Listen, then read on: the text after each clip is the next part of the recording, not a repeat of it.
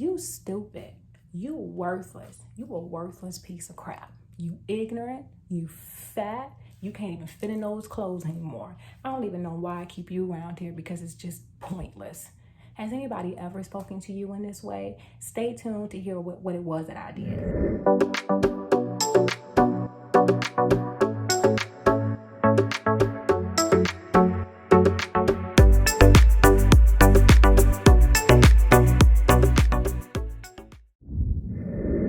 Okay, so I guess it's when you notice that everything that you do now is a problem and it's just not good enough anymore.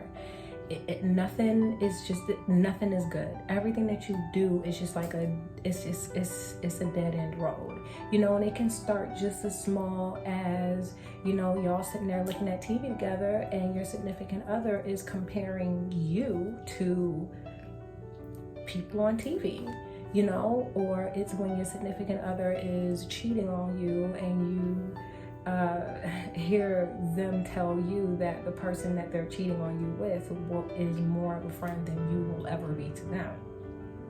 Or is when you're working hard on something and you're busy learning how to do this and learning how to do that, and then your significant other comes around and just says, oh, your child does it better than, your child does it better than you, just to make you feel little, so they feel like they have to belittle you and make you feel powerless and helpless in a situation, hoping that you give up on it.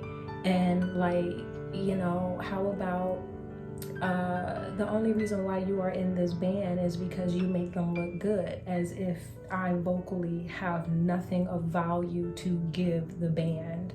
You know what I'm saying? Or, oh, you a little bit too old to get discovered as a music artist. Yeah, you way past that. You too old right now. You know what I mean? And nothing hurts the most when you are trying to get in under, you're talking to your significant other and you don't understand something, and you're trying to get them to help you understand, and they call you a stupid because you ain't getting it and they get it. You know what I'm saying? And because you ain't getting it, they want to call you stupid. So now they have there's like an opening that they can go in and go hard in the paint at making you feel crappy because they're the best. You know what I mean? So check it. One time I thought I'd speak to the over, and I thought I'd tell him that, the way that he talks to me, I didn't like it. It hurts me and it hurts my feelings and makes me feel crappy. And then his response was, well, whose fault is that? It's not my fault that you're a stupid. Why don't you try growing the F up?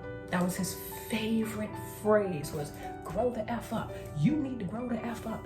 Y'all need to grow the F up. Man, he was the main person that needed to grow the F up. It was just crazy. And of course, back then I didn't know how to deal with people like that. But of course, when, natural default, when you come talking to me like that, it's like, won't you grow up, like that. So because I said that, he gets all of my clothes out of the drawer, throws it out the window, like how they do in the movies.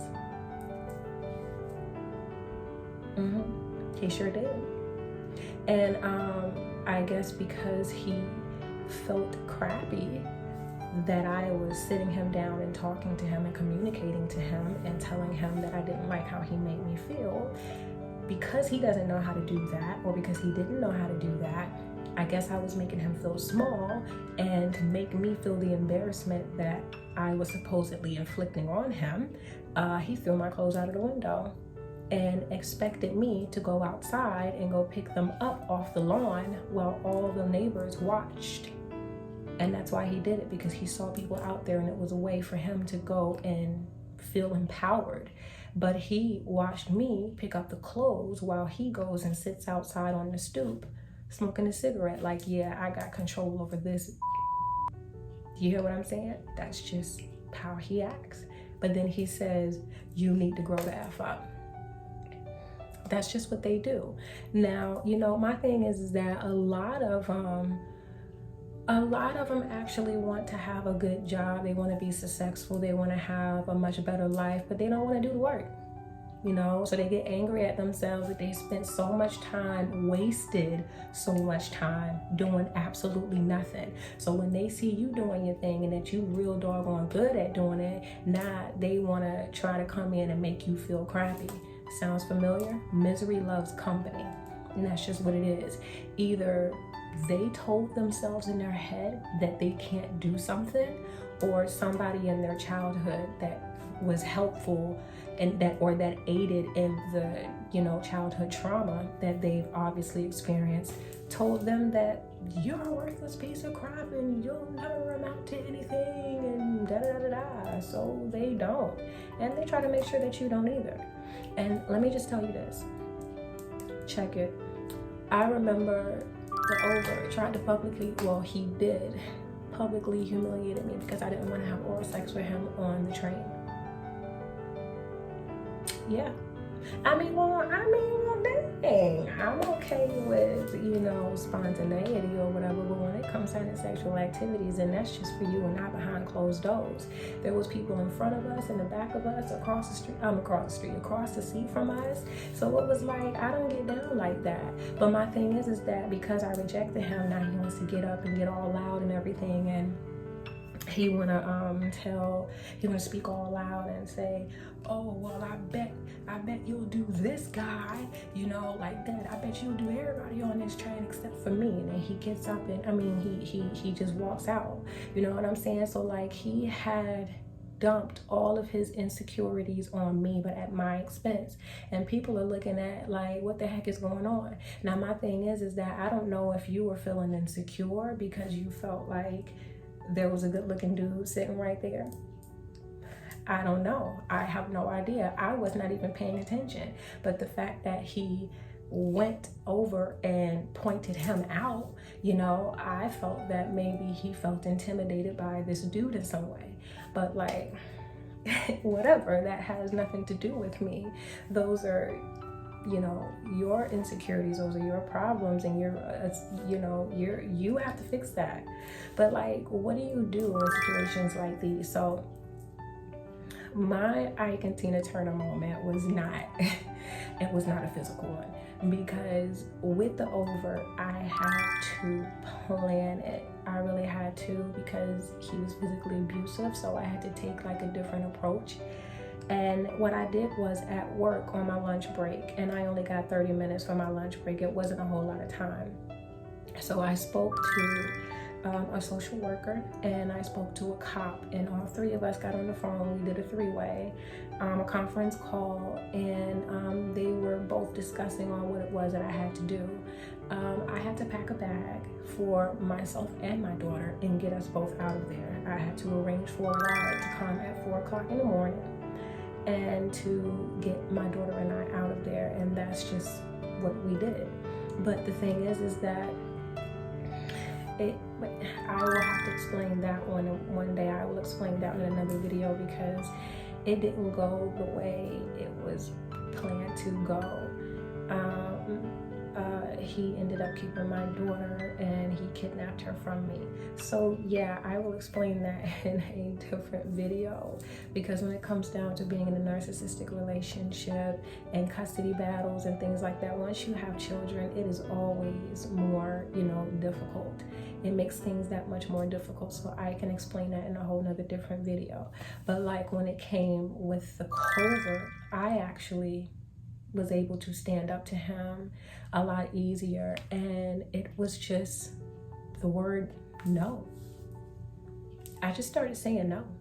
I said no, and I didn't care what he thought or what he said. I just said no. And my thing is that there was a showcase. I will give you an example. There was a showcase that I wanted to go to, and I don't know if you've heard in my previous videos, but every time it had something to do with music, I was not allowed to do it. He didn't want me to do it. He would start a big, huge fight, big, huge argument, and blame it on me. And next thing you know, the show that I wanted to do, the gig that I wanted to do, I never get a chance to do it, you know, or working in somebody's studio or collaborating with somebody else in some way regarding music. I never ended up doing it.